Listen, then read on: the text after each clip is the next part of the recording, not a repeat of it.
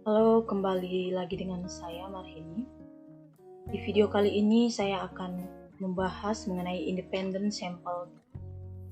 Berikut ini merupakan contoh soal yang akan kita bahas nanti.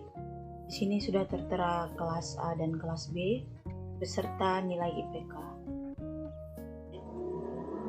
Nah, di sini juga udah tertera kelas, nilai, dan untuk di bagian values-nya itu kita ubah 1 menjadi kelas A dan 2 menjadi kelas B. Nah, jadi di soal ini kita disuruh untuk menguji.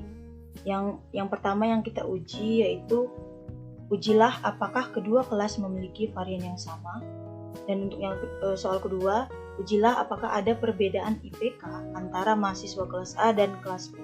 Dan yang ketiga, jika ada perbedaan, manakah yang memiliki IPK lebih tinggi? Nah, untuk menjawab pertanyaan-pertanyaan yang tadi, langkah pertama yang harus kita lakukan yaitu analyze, yang kedua compare means, setelah itu independent sample t-test. Nah, untuk di bagian nilai ini kita taruh di tes variabel dan kelas untuk di grouping variabel. Define group 1 kita buat 1 dan di grup 2 kita buat 2. Continue. Nah, di option ini kita buat significant levelnya itu 5%. Continue, oke. Nah, di sini sudah terlihat tabel-tabel yang akan kita jelaskan atau kita deskripsikan. Nah, di grup statistik itu kelas A memiliki 8 data dengan nilai rata-rata sebesar 3,2787. Sedangkan di kelas B memiliki 11 data dengan nilai rata-rata sebesar 3,2855. Masuk ke independent sample t-test. Kita masuk ke pertanyaan pertama. Ujilah apakah kedua kelas memiliki varian yang sama. Nah, untuk menjawab pertanyaan ini, yang pertama kita lakukan yaitu menentukan hipotesisnya.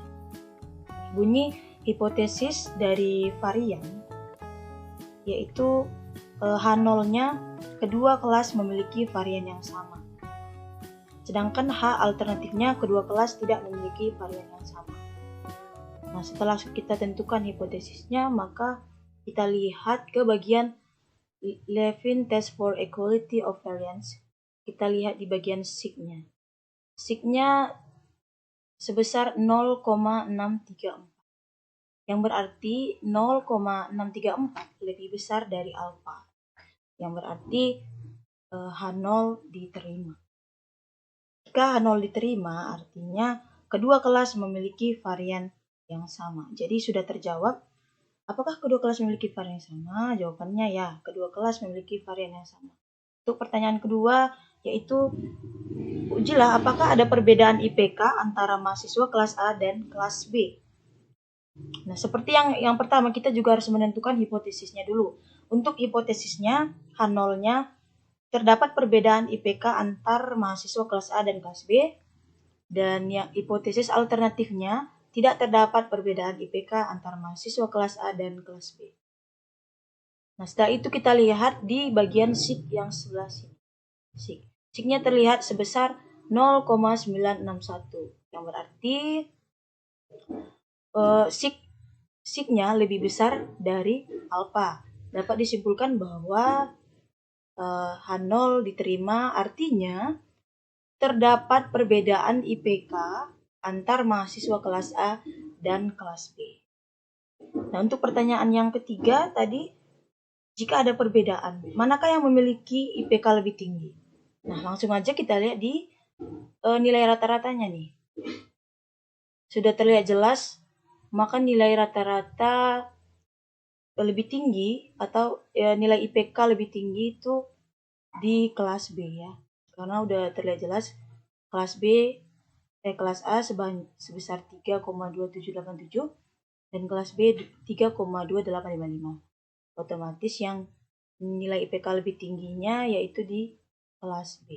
sebesar 3,2855. Sekian dan terima kasih.